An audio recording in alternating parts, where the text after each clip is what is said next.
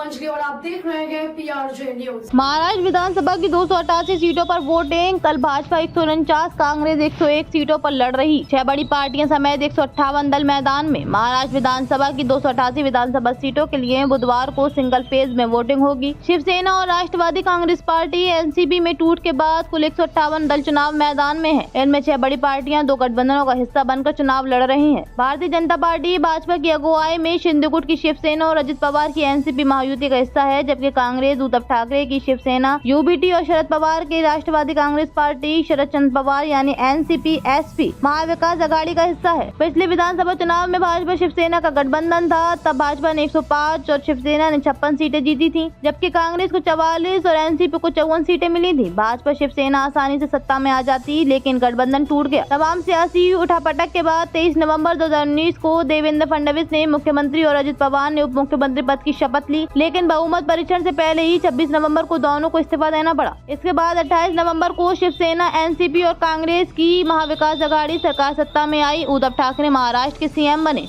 करीब 2.5 साल बाद शिवसेना और उसके 1 साल बाद NCP में बगावत हुई और 2 पार्टियां 4 दलों में बंट गईं। इसी राजनीतिक पृष्ठभूमि पर हुए लोकसभा चुनाव में शरद पवार, उद्धव ठाकरे की पार्टियों को बढ़त मिली थी। 29% उम्मीदवार दागी, 412 पर हत्या, बलात्कार जैसे गंभीर मामले दर्ज। चुनाव आयोग के मुताबिक निर्दलीय समेत विभिन्न पार्टियों के कुल 4136 प्रत्याशी चुनाव मैदान में। एसोसिएशन फॉर डेमोक्रेटिक रिफॉर्म में इनमें 2201 उम्मीदवारों के हलफनामों की जाँच कर एक रिपोर्ट तैयार की है। इसके मुताबिक करीब 29% यानी 629 उम्मीदवार आपराधिक छवि के हैं। इनमें से 412 पर हत्या, किडनैपिंग, बलात्कार जैसे गंभीर मामले दर्ज हैं। 50 उम्मीदवार महिलाओं से जुड़े अपराधों के आरोपी हैं। 38% उम्मीदवार करोड़पति। 2201 में सिर्फ 2004 महिलाएं। ADR के अनुसार 829 यानी 38% उम्मीदवार करोड़पति हैं। पिछले चुनाव में ये आंकड़ा 32% था। इनके पास औसतन 9.11 करोड़ रुपए की संपत्ति है, जबकि भाजपा उम्मीदवार की औसत संपत्ति करीब 54 करोड़ रुपए है। 26 उम्मीदवारों ने अपनी संपत्ति शून्य बताई है। वहीं करीब 31% यानी 686 उम्मीदवारों ने अपनी उम्र 25 से 40 साल के बीच बताई है। 317 14% की 61 से 80 साल के बीच है, जबकि 2 उम्मीदवार की आयु 80 साल से भी ज्यादा है। इन 2201 में से सिर्फ 2004 महिलाएं उम्मीदवार हैं, जो करीब 9% होता है। प्रत्याशियों के एजुकेशन क्वालिफिकेशन की बात करें तो 47% ने अपने आप को 5वीं से 12वीं के बीच घोषित किया है। 74 उम्मीदवारों ने खुद को डिप्लोमा धारक, 58 ने साक्षर और 10 ने असाक्षर बताया है।